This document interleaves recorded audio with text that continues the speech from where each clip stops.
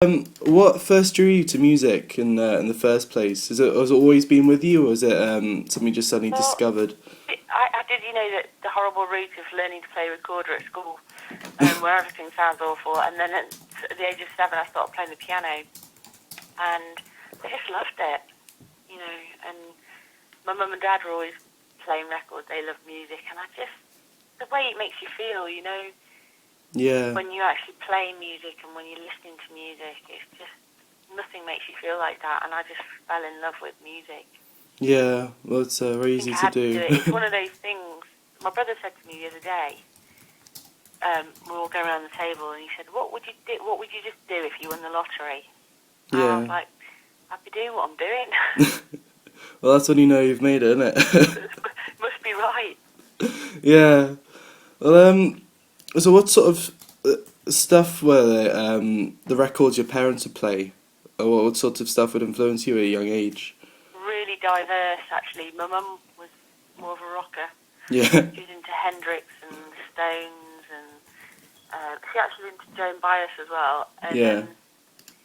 my dad was more into kind of like James Taylor, some country artists like Rita Coolidge, Johnny Cash, Glenn Campbell, Yeah. Joni Mitchell, Kate Bush, just really quite old music that I would never have accessed so early had I not had them listening to it. Yeah. He loved a bit of ABBA as well. So, Who doesn't? yeah, he used to hammer that on a sunny day. Yeah. So I really was lucky because I got access to really great 70s Yeah. songs, So it's really. a good range of Proper everything. song-based, but bit of rock, bit of country, bit of folk. So, yeah. Yeah, so that's brilliant. So I noticed you've worked with some absolutely huge names, like Rick Wright from Pink Floyd, and Yeah, he that's right. sadly I've had passed the privilege away. of working with Rick. Yeah. Which is, gosh, Yeah. I didn't feel worthy to walk in the room. So how did you manage to get him out of retirement? As I said, you persuaded Rick Wright to come out of retirement. So was it co-write Breathe with you? No, he didn't. We wrote a track called Hazel Eyes. Ah, okay. Oh, sorry. Basically, Chris Difford, who's in Squeeze, I knew Chris, and Chris knew Rick. And I said I'd love to write with Rick, and Chris was like, who wouldn't? And I said, will you play Rick some of my stuff? And he played him some stuff, and he really loved it.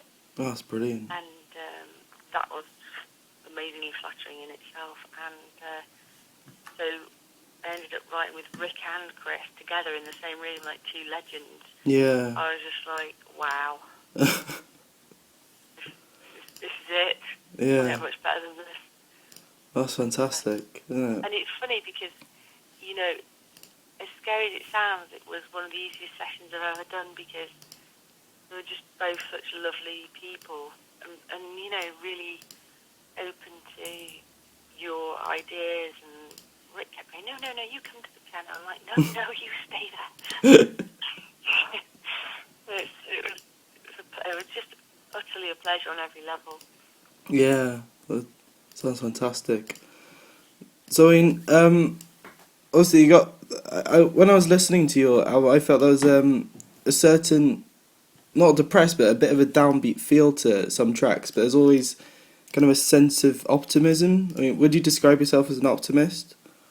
Yeah, I think I'm one of those people who like to believe in things, and when I say believe in things, have a light that things are going to turn out great, and that I'm a bit of hippie at heart in the sense that you put good stuff out there, it comes back to you, and integrity and trying to be good to people. I think it's all about giving back, and I do believe in positive, even in dark situations. I think there's an opportunity. Yeah. I do believe in that, but I also am a believer in that, anger or sadness, all these things are there for a reason.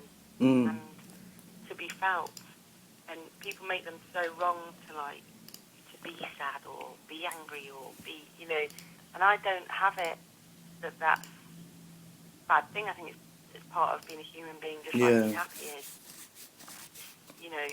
part of life. And what was that phrase that pain is a necessity, misery is a choice. Yeah. I think that sums it up well, because it's like you can't grow without pain. Yeah, exactly.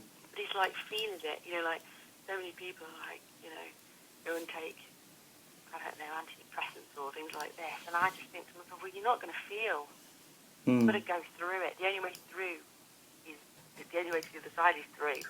Yeah. And it, whether it's happiness is obviously a lot easier to feel, but writing about things when they're achy or sad is a great thing, because it's almost like a therapy. I would say it's like righting the wrong, W-R-I-T-ing, as opposed to R-I-G-H-T-ing. It's like symbolic repair. Yeah. So has writing I'm always... lucky to be able to do that and share it, because everyone relates to that. Has writing always been a necessity for you to overcome any difficulty in the past? Is that how you've dealt with it? My dad always jokes. He says, "Don't piss Helen off. She'll write a song about you." But I always find it for me, I need to express. Yeah. If it's like I'm happy or I'm achy or I'm joy or sadness, or I want to express it, and I think that's what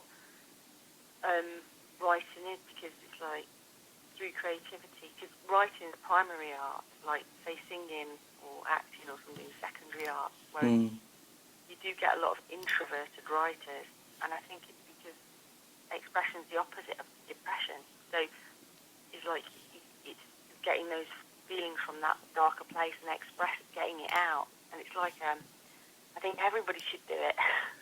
Yeah. Songwriters and playwriters and scriptwriters, I think everyone should write, because it's a form of expression, heals you. A lot of people just suppress and hold it in, and I think expression is so important to everybody, and everyone has a different self-expression. Like little kids, they just express freely and out there, and just they're so happy as a result. Yeah. Oh, sorry, this went a bit heavy. This one did it? No, it's good. It's good.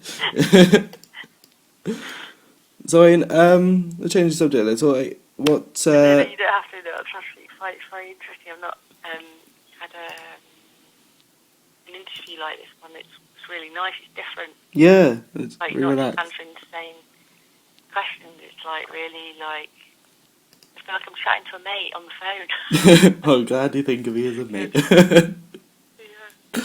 Yeah. So, how would you explain to me, quickly, how you first, started writing music, and how that, how it all kind of came about? I mean, was it a very gradual process, or was it just a spur of the moment kind of thing? I've got all this feeling inside me. I've got all this way I need to express myself. Was it like that? Was it, or just did you just fall into it really? I mean, it's like you're saying, it is kind of gradual but impulsive at the same time, because it's something that just happens and you don't even realise you're doing it. It's because I must have been writing since I was about 12 or 13, and I'd been writing melodies since I was about 9, and I always used to go to the piano and play different melodies and write my thoughts down in my diary. And then as I started listening to songwriters and stuff, I started just naturally doing it without thinking I'm writing a song. I remember playing with my dad one of my first songs when I was about 12, and he said, "It's not great, there's a bit of room for improvement, but keep going." And they weren't really that good as songs when you first start, because you don't understand structure, you're just expressing. But from that point of view, it's really great, because you you're just exploring what feels good. And I think ultimately that's got to be more important than technique or structure or things like that. And the things that end up coming through, Yeah. songs that come through are normally the ones that were from a feeling point of view as opposed to a thinking Yeah. point of view, because you can think your way through something. And funnily, sometimes when it's easy, I think, oh, it's too easy, and it just maybe it's not that great or something. And those are the ones that people pick up on. Love that track, and it's because you're not trying to make it good. You're just doing what you felt. Yeah. It's just more natural, isn't it? Yeah. So, I was gonna ask, is there anything on the Calling All Angels that you wrote when you were 12? No. Or on New Address. No, I mean like a new riffs or old riffs or anything. No, actually, my last record, New Address, had some quite old tracks on because the first record I made, whereas this being the second one, it was more up to date, and I kind of thought about the production and the direction, and I had that thought when I was writing. So everything's written since 2008. Yeah. That's brilliant stuff, though. New. Yeah. Gosh, I wish I'd been writing like that when I was 12. That would have been good. I mean, a very cool 12-year-old, I think. Would have been popular. Yeah. Hey, so why the title Calling All Angels?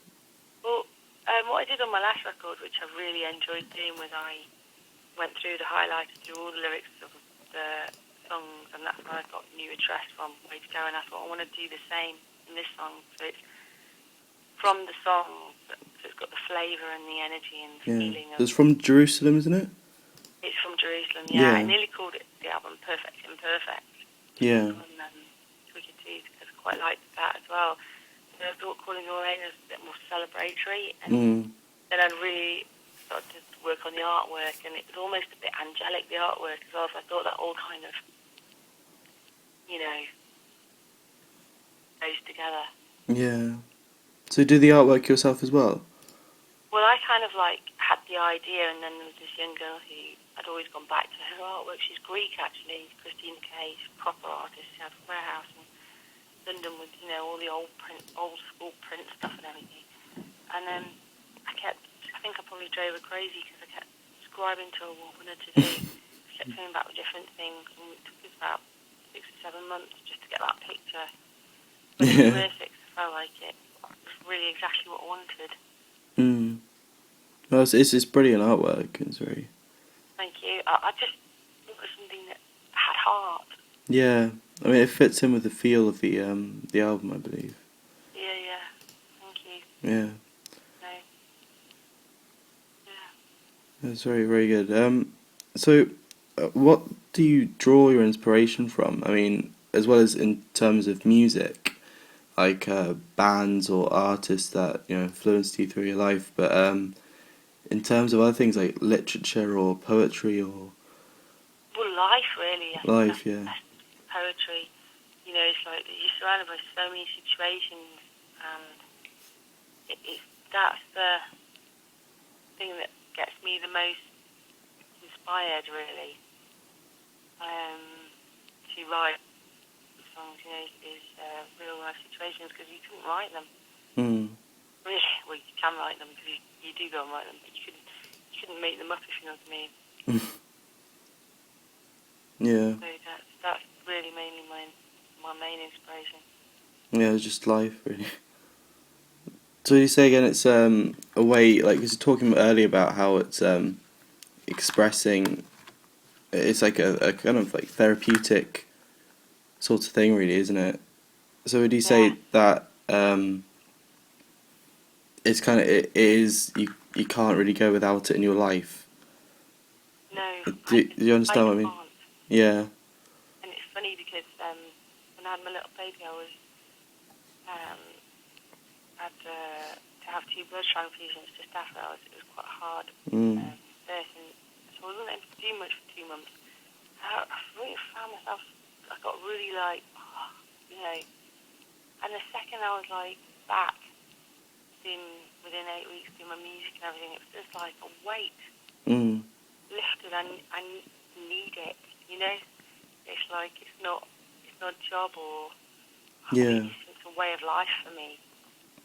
It's like my right arm or my left arm, ingrained in my being. Yeah. So do you describe it as like an epiphany, or Say that. would you describe it as an epiphany or something like that? An epiphany. Yeah.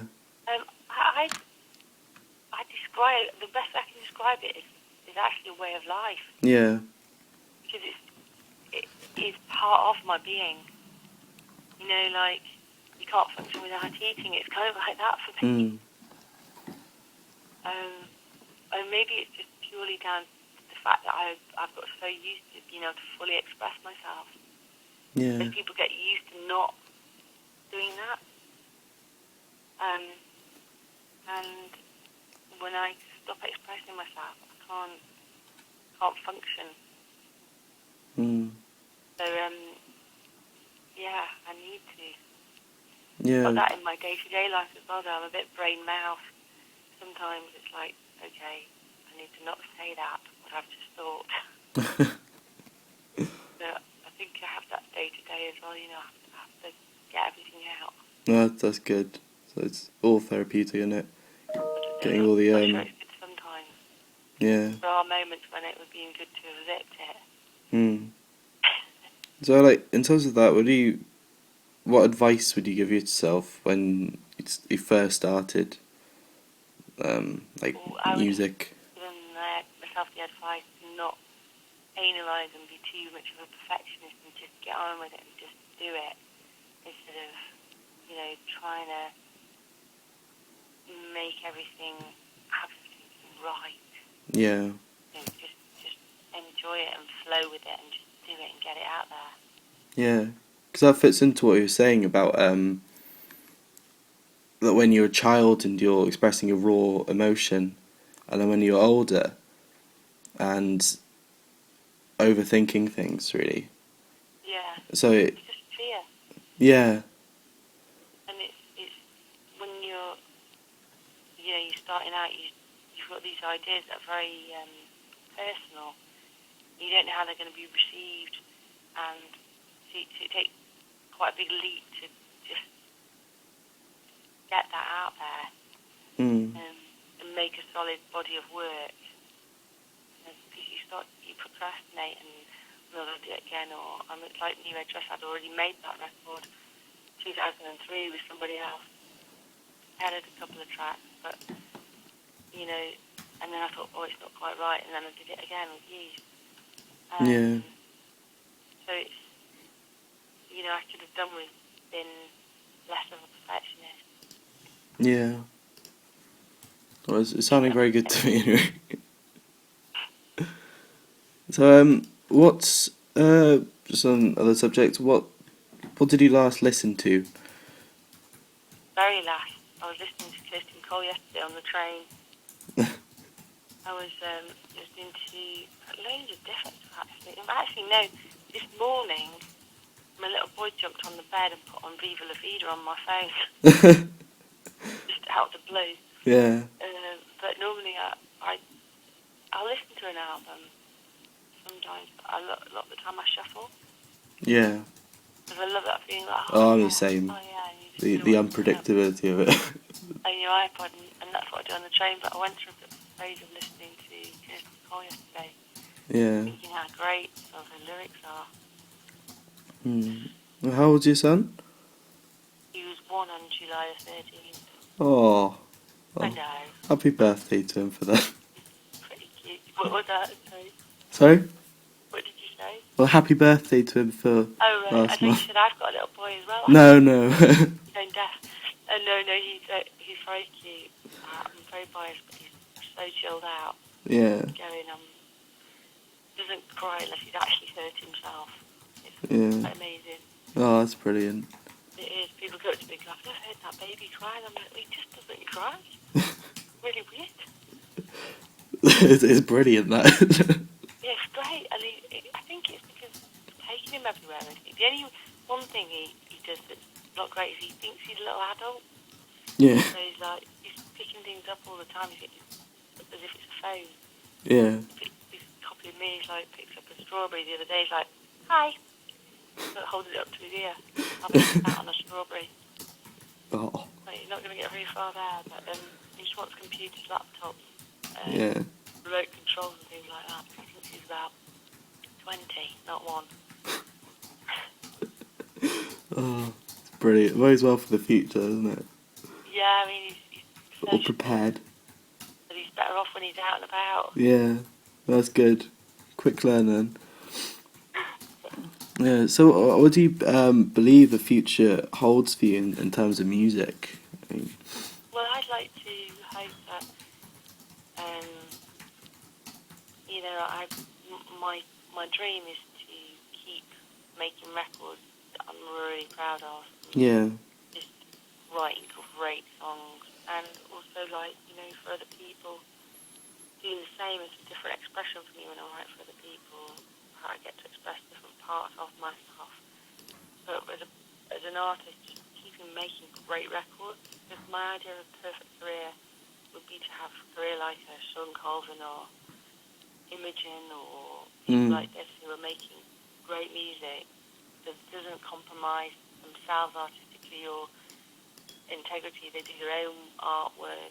They do everything's an expression of them.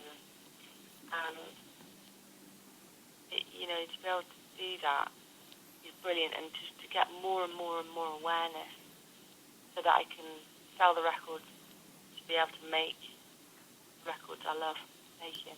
Yeah. That sounds that's a good future to me then. But it's having success without compromising your integrity. Yeah. Yeah, perfect. Yeah. So, what advice would you give to let's just say 15 years old, interested in going to music or confused about what they want to do in life? My biggest piece of advice would be two things actually. Stick at it. Yeah. Because you develop. It's 99% perspiration, and if you love it enough, you will stick at it. And each one of those little things will chip away, and the picture that you're getting to. And the second thing is just do it. The fear of thinking about it is bigger than actually doing it. When you're doing it, you don't think about it so much. Yeah. So just make records, just record, and just do it. In the words of the Nike advert, go for it, Yeah. Don't let people put you off, If they, I was just listening to someone the other day. I can't remember what it was. It's brilliant. If other people have that opinion that it's not possible, then it's not possible for them. Yeah. But if you have thought it is, that's it. That wasn't what the phrase was, but it was something to feel on those lines. Yeah, same sentiment, isn't it? But keep going. Yeah. Just persevere, innit? Yeah, 99% perspiration. Yeah. So it's a good advice there, I think. So how do it's just one last question for you before I head off. How would you sum up your career so far? So far, I think it's in a few strands. Obviously, there's writing records for other people, writing records for myself, writing albums myself, and then doing the sync stuff, which is film and TV stuff. And I think they're all kind of different genres, but I always put the same kind of artistic integrity into each. And I love, each area I just love as a different expression. So I'd say those are the three threads of my career, and I've been lucky enough to have you know, got success as well as having incredible success. I just feel I'm in a really great place to keep building on all of those Yeah. areas and creating more success, but with integrity. No, I'm sure you will. Thank you very much. Okay. Well, I'm gonna head off now. Okay. Thanks very, very much Pleasure to talk for to you. talking to Thank you you. for such a great interview. I've really enjoyed it. Really, oh, thanks so much. It means a lot. And thanks for your support on the record as well. No, it's brilliant. So all the very best in the future.